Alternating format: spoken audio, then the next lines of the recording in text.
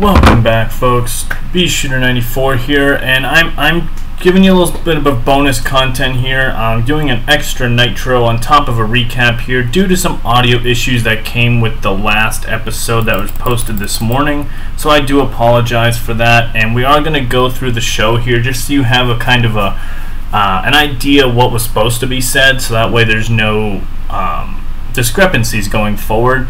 And then, like I said, I'm going to have another Nitro along with this video as a token for you guys being there and still watching the content today. So we'll start it off. The show started with a Super Brawl hype review package. So you saw Booker T retaining his belt over Mysterio due to Sharmell. Tag Team Championships were retained by Shane and Bam Bam. Taking out the Road Warriors, they are now gone. Chris Kanyon defeated Lex Luger. Abyss defeated Bill Goldberg. In the scramble for the TV title shot, Kaz Hayashi won. We saw Berlin attack Rick Steiner. Mike Awesome defeated the Guido. And Double J and the rest of the Dynasty defeated Nash, Hall, and DDP in a 6-man tag grudge match. So a lot of stuff to go forward here after Super Brawl. Big stuff. We started the Nitro show with Booker T and his wife Sharmell. His wife Sharmell obviously made her debut at Super Brawl, helping him retain his belt. Booker T really pushes home that he is the greatest WCW champion in history, and now that he has his wife by his side, he will never lose the championship. Obviously, Rey Mysterio interrupts that. Wants a fair shot at Booker without Sharmell getting involved. He feels that he had Booker T beat multiple times in the match until Sharmell saved his ass from the defeat. Booker T obviously disagrees, kind of walks off Mysterio, and that's the end of the promo. Good stuff here, continuing some stuff that I had planned for both of them, so good. We have an opening tag team contest. We have the Dynasty, which is BG James and Dustin Rhodes. They defeat Zero Cool, which is Scott Taylor, formerly known as Scotty 2 Hotty, and Sean O'Hare, with a 58 rating there. Solid TV match for both teams. Good win for the Dynasty. The Militia cuts a backstage promo explaining Berlin's actions attacking Rick Steiner, saying that Berlin has found his next victim and the hit is on for Rick Steiner from the Militia, and Berlin's going to prove that tonight when he defeats him in a one-on-one match. And Berlin does that. He beats Rick Steiner with a 52 rating. Berlin gets a good victory on Nitro, and then post-match the Militia attack Rick Steiner 4-on-1, slamming his arm in a chair, so trying to break the arm of Mr. Steiner. On our TV championship switched hands as Kaz Hayashi defeated Rhino with a 62 rating. Remember, Kaz Hayashi earned his shot in that 5-person scramble, so I wanted to give him that match, and he came up clutch and defeated Rhino to win the belt. We have an angle right after where Kaz Hayashi celebrates the victory. Shane Douglas and Bam Bam Bigelow come down to the ring, seeing now that they've defeated the Road Warriors. There is not a tag team here in WCW that deserves a shot at the tag team championships. PinPoint, Mark Jindrak, and AJ Styles interrupt, and they demand a tag team title match right now unless Shane and Bam Bam are scared. Shane and Bam Bam get kind of cornered into this tag team title match, and the match happens. Shane Douglas and Bam Bam Bigelow defeat PinPoint to retain the WCW Tag Team Championships with a 64 rating. A little bit of miscommunication, not really anybody's fault, just kind of happened. Douglas snuck in and got the victory. Abyss and James Mitchell cut a backstage promo on Goldberg, saying that Abyss is officially unchained now that no one can stop him after defeating Bill Goldberg, and he has his sights set on the WCW Championship. In a quick squash match, Mike Awesome defeated Devin Storm with a 66 rating. Post-match, Mike Awesome's walking on the stage, saying that his next goal is the World Championship Wrestling title. So Booker T, watch your back. As he says this, though, Jeff Jarrett turns Mike Awesome around and smashes him with a guitar. Obviously, you're hearing Jarrett mumble some things and yell things at Awesome, but you can't make out exactly what he said, as Double J attacked Mike Awesome. We have our United States Championship on the line as Rob Van Dam defeats Chavo Guerrero Jr. due to interference from Frankie Kazarian. Rob Van Dam defends his title, 77 rating there. We come back from commercial. Chavo storms in Bischoff's office and wants a match with Kazarian next week. So Bischoff obliges. Kazarian vs. Chavo has made for next week. We get a backstage promo from Chris Kanyon, talking about he's taking out the trash of Lex Luger here in World Championship Wrestling, and he's looking for his next victim from the 90s to be taken out of World Championship Wrestling to make sure they are not taking spots from other top stars. DDP interrupts the promo. He sees what Kanyon is doing and tells Kanyon that he better not get any ideas about trying to take out Diamond Dallas Page, because DDP is money, and DDP is still got enough left in the tank to be World Heavyweight Champion. Kanyon kind of snarls at him and walks away. In our main event, Booker T defeats Diamond Dallas Page by pinfall and a 73 rating. We got Chris Kanyon and Booker T attacking Diamond Dallas Page as Rey Mysterio makes the save to end the show, as him and DDP stand tall as the heels scurry away from the ring. So that's the recap of the Nitro that you guys didn't get to hear. I apologize again, but hopefully this second Nitro today will make up for it. Alright, so now the recap is over. Like I promised everybody, due to the audio issues in the last episode, we're going right into another Nitro here on Sunday. Bonus episode coming your way. Just going to hop right into it and hope you guys enjoy. Thank you very much. So, we're going to hop in. RVD opens the show in front of 4,200 people. Gets a microphone and says that he wants to know who his next man who's going to step up for this United States Championship is going to be. Who is going to step up to Mr. Monday Night Rob Van Dam? Who is going to be that guy? RVD is obviously in this spot right now, similar to how he was in ECW.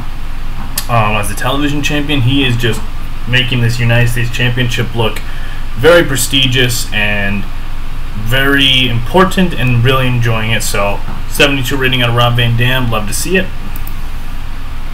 In our opening contest, Rob Van Dam in a good match defeats Elix Skipper in 8:26 by pinfall with a 5-star frolic splash. Rob Van Dam in 87, Elix Skipper a 46, 70 rating from the match. Good opening match to the show. These guys are both high flyers, so I wanted to give them a shot to shine. And plus, Elix Skipper never disappoints me, so always good stuff here. But post-match, we get an answer on who's going to step up, as the ring is surrounded by the Militia. Berlin, Ray Gonzalez, and Super Crazy hit the ring, hit a 3-on-1 beatdown on Rob Van Dam, as Guido then steps into the ring after the 3-on-1 beatdown has been finished. Rob Van Dam is laid out in the ring, 74 rating, and Guido holds up the WCW United States Championship over a fallen Rob Van Dam. Clearly, the Militia just does whatever they want. You know, last week they took out Rick Steiner. This week, Guido has laid his claim that he wants the WCW United States Championship. As the leader of the Militia, he can do whatever the hell he wants, apparently. So, he wants Rob Van Dam's title, and it looks like RVD is going to have to face off against the Militia here, and sometimes that's just not going to work out very well. So, different feud, different little thing here. Hopefully you guys will like it, but I've already written most of it, and I'm very excited about where that story's going. So 74 rating there. Backstage, Bischoff, Shane Douglas, and Bam Bam Bigelow are in Eric's office. And Shane and Bam Bam, obviously, as we know, them and Bischoff don't have the greatest relationship. Eric says that tonight is the beginning of a 4-team tournament to crown who will be your #1 contenders to face off against you guys at Uncensored.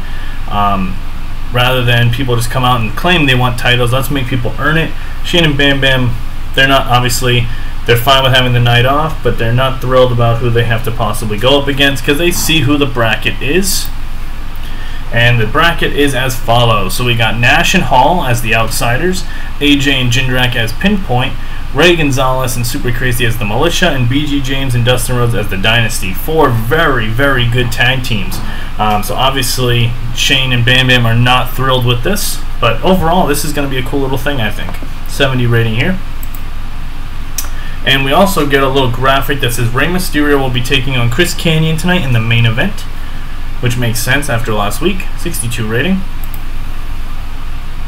And at about that, decent reaction from the crowd, but subpar wrestling. Frankie Kazarian defeats Chavo Guerrero Jr. in 7:47 by pinfall, using ropes for leverage, so obviously he's messing around there. But Chavo attacks him post-match. Frankie with 48, Chavo 49. Chavo attacks him post-match and cuts some of Frankie's long hair. Obviously, I think you can figure out where we're going with this. We're building towards a hair versus hair match at Uncensored between these two as the blow-off. So we'll finally be done with that feud. Backstage, AJ and Mark Jindrak say that last week, you know, we had a shot, it was right there, and we came up short in the tag team title match. You know, we get one more shot, we get another chance to really, you know, get in that title hunt. And AJ and Jindrak obviously are on the same page here. And you know, maybe last week it looked like there was some little finding things out there, but I think there's no reason to break these guys up for the foreseeable future. But eventually that will happen down the road, but obviously not yet. However, they do lose this match, though. In a decent match, the Dynasty defeats PinPoint 12-39 and BG James pins Mark Jindrak with a dog pound. BG was the weakest link. BG with a 50, Dustin a 67, Jindrak a 59, AJ a 64. Both storylines advanced. Dustin Rhodes and BG show excellent chemistry, announcing that the quality of the match higher, and the crowd got hotter with a 63 rating. So the reason the PinPoint lost this match, minus the fact that we're trying to do a little story arc with them, is the Dynasty are they're in a different spot right now than what PinPoint is, and PinPoint is slowly, you know, on the downward slope of the tag team division. The Dynasty's on the way up, so just made sense to go with this route. Yeah, backstage, Kaz Hayashi's trying to cut a promo about being the new WCW television champion. Before Kaz Hayashi can even answer a question, Rhino attacks him from behind, and just the punches keep flying on him as he powerbombs Kaz Hayashi through a table. Clearly, Rhino is very pissed off about losing his championship to Kaz Hayashi last week, as security comes in and makes Rhino back away from the fallen Kaz Hayashi. 58 rating, not bad. And about that good heat and decent wrestling, Jeff Jarrett defeats Shane Helms in 10 minutes with the stroke. Shane Helms a 52, Jeff Jarrett a 69. Announcing quite lifted the match, and the match got the crowd hotter with a 64 rating. I'm trying, and in the comments, please, if you have any ideas for Shane Helms, because I am at a crossroads with him on where I want to go with him. So if you have any ideas, please enlighten me, because I am in trouble here with Shane Helms, as well as Lance Storm. I have an idea for Lance Storm, but it's one of those that it's going to take time, and we'll see if I really want to go that route. So 64 rating there, good win for Double J. Post-match, Double J with his Dynasty cuts a promo on why he attacked Mike Awesome last week, and says that no one is going to get a WCW Championship match before Double J.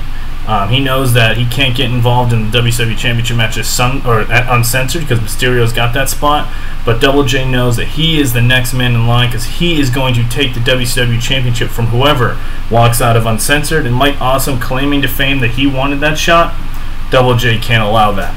So 71 rating there. Mike Awesome interrupts and says that, well, Double J, you know what, I don't respect the way you did things, but I have no problem going up for a fight to earn my shot. I'm not stupid. I know your Dynasty is going to be involved in this, but you know what? At Uncensored, Jeff Jarrett, Mike Awesome, let's make it happen. So 64 rating, and our second match is announced for Uncensored, as Mike Awesome will challenge against Jeff Jarrett. So 64 rating. And in a decent matchup, Abyss defeats Tommy Dreamer in 8 minutes with a Black Hole Slam. Abyss is 71, Dreamer 48, announcing quality of the match with a 67 rating. Abyss gets a nice TV win here, as obviously him and Goldberg are still feuding going forward. Goldberg is still not on Nitro, just trying to really build that story up. So good stuff. Tommy did a good job here.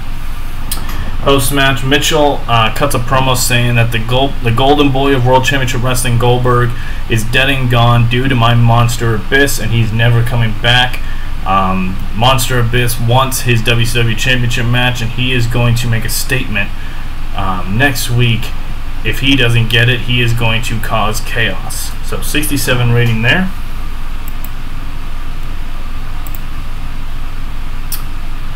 And in a decent matchup, Kevin Nash and Scott Hall, the Outsiders, defeat the Militia, Ray Gonzalez, and Super Crazy, when Kevin Nash pins Super Crazy with the Jackknife Powerbomb.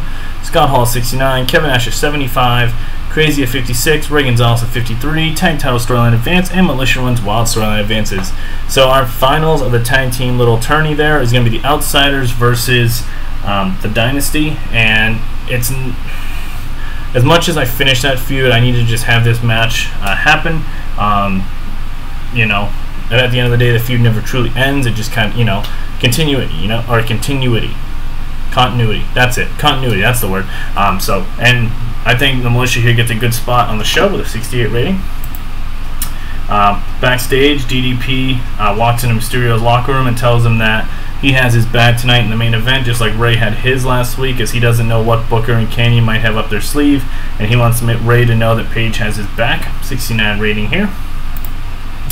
And in our main event, in a superb match, Rey Mysterio Jr. defeats Chris Kanyon 13-25 with a springboard Hurricane Rana. During the match, we had both guys, Page and Booker, interfere, as Page was able to hit Kanyon with a diamond cutter on the ropes, which caused Mysterio to be able to hit the springboard Hurricane Rana for the pinfall. Rey Mysterio an 80, Chris Kanyon a 70. Both storylines advanced with 78 rating. As the heels are up on the ramp, Bischoff's music hits. And we have a match made for next week, as it's going to be Rey Mysterio and Diamond Dallas Page versus Booker T and Chris Kanyon.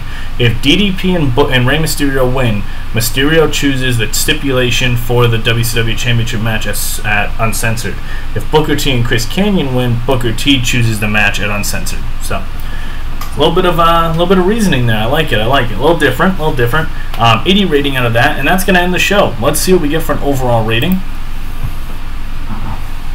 76, solid, gained popularity in 31 regions. Now, to answer the question I had last time, and I don't know if anybody else knows this, but I went in and realized why the popularity growth has been restricted.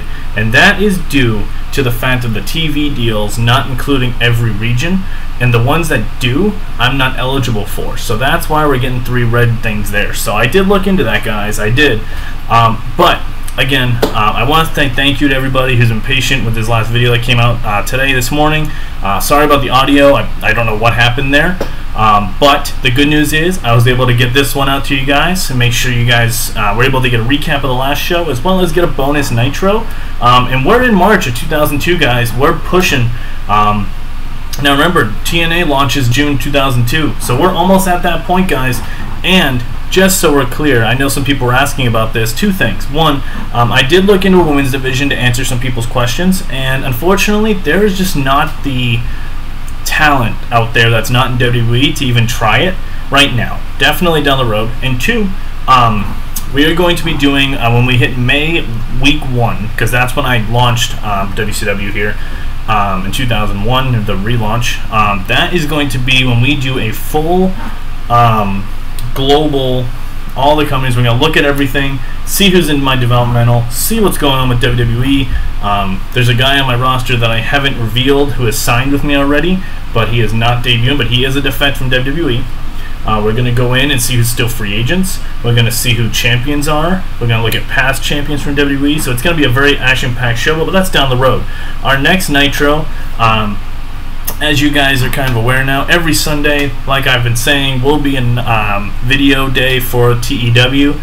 If you guys want to see me post other stuff, I do play PS5 as well, so we could see some other stuff kind of slowly trickle into the channel. So if you see those as well, even if you're not a fan of maybe baseball, NFL, whatever, just pop in. Check out the video, give it some love as well. But like I said, please like, please comment, please subscribe if you're new. We'll see you next week, next Sunday, for that next Monday Night Nitro.